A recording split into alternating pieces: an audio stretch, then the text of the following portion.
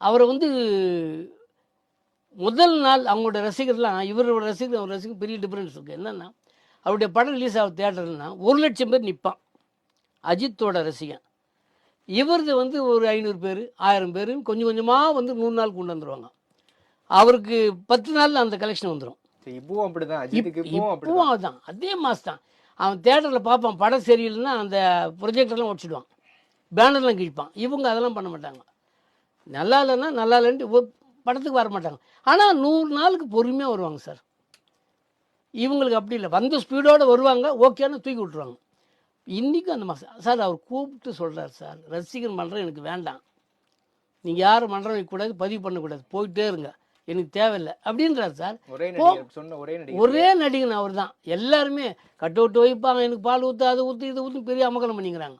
ஆனால் அதெல்லாம் வேண்டான்னு சொல்லி இன்னுக்கு நிற்கிறார். இன்னொன்று பெரிய விஷயம் சார், இண்டஸ்ட்ரியில் ஒரு படம் கமிட் ஆகும்போதே அக்ரிமெண்ட்லேயே போட்டுருவாங்க, நீங்கள் வரணும், இதுக்கு பூஜைக்கு வரணும், ப்ரொமோஷனுக்கு வரணும், எல்லாம் வரமாட்டேன். நீங்கள் வந்து வரமாட்டியா, அப்போ நீ வேணாம் சொல்லிட்டு வரலாம்ல, யாராலும் சொல்ல முடியல. அவர் தான் வேணும், அவருக்கு அட்வான்ஸ் நீங்கள் வராமல் படத்தை முடிச்சு கொடுங்க போதும், எங்களுக்கு லாபம் இருக்குது, முன்னால் வெற்றி இருக்குது, எங்களுக்கு பெரிய லைஃப் இருக்குது, அதனால் நீங்கள் வான்னு சொல்லி அவரை ஏற்றுக்கிறாங்களே சார், அது மிகப்பெரிய வெற்றி இல்லை. அப்போ அவர் பெரிய ஒரு இதில் தானே அங்கீகாரத்தில் தானே இருக்கார்.